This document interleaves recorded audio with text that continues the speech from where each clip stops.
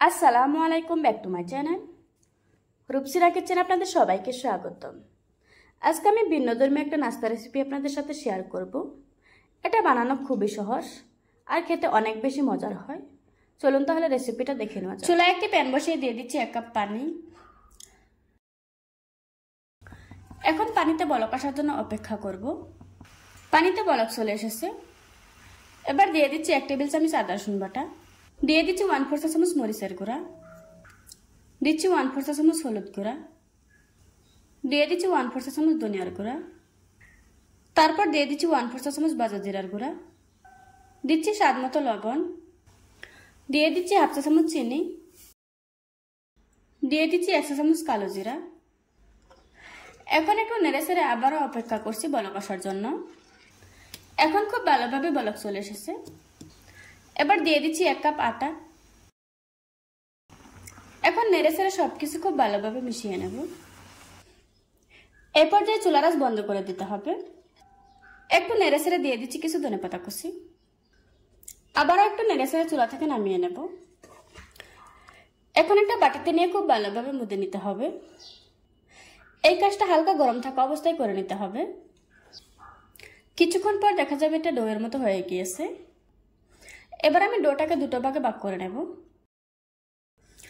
এখন একটা বড় সাইজের রুটি বেলে নেব। তার জন্য সামান্য একটু তেল লাগিয়ে নিচ্ছি। এই রুটিটাকে এত বেশি পাতলা করে বেলা যাবে না, একটু মোটা করে বেলতে হবে। এত বেশি পাতলাও না আবার এত বেশি মোটাও না।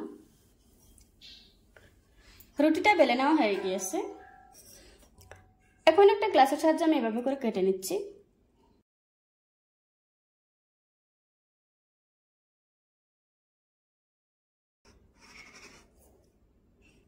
কেটে নেওয়া হয়ে গিয়েছে।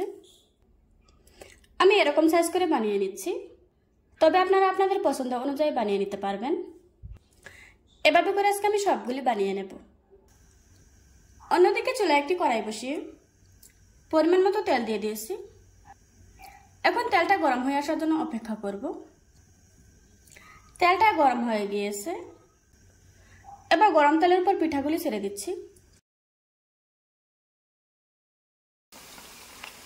চুলার আঁচ মিডিয়ামে রেখে উল্টিয়ে পাল্টিয়ে পিঠাগুলিকে খুব ভালোভাবে ভেজে নেব।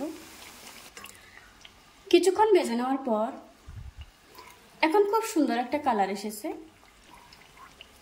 এবার আমি তেল ঝরিয়ে একটা প্লেটে তুলে নেব। দেখুন বন্ধুরা, আমার নাস্তাগুলি বানানো হয়ে গিয়েছে। একটা ভেঙে আপনাদের সাথে শেয়ার করছি। আশা করছি আজকের এই সহজ রেসিপিটা আপনাদের কাছে ভালো লাগবে। ভালো লাগলে লাইক, শেয়ার, কমেন্ট এবং সাবস্ক্রাইব করতে ভুলবেন না। আবারও কথা হচ্ছে নতুন কোনো ভিডিওতে। ততক্ষণ সুস্থ থাকবেন, ভালো থাকবেন। আল্লাহ হাফেজ।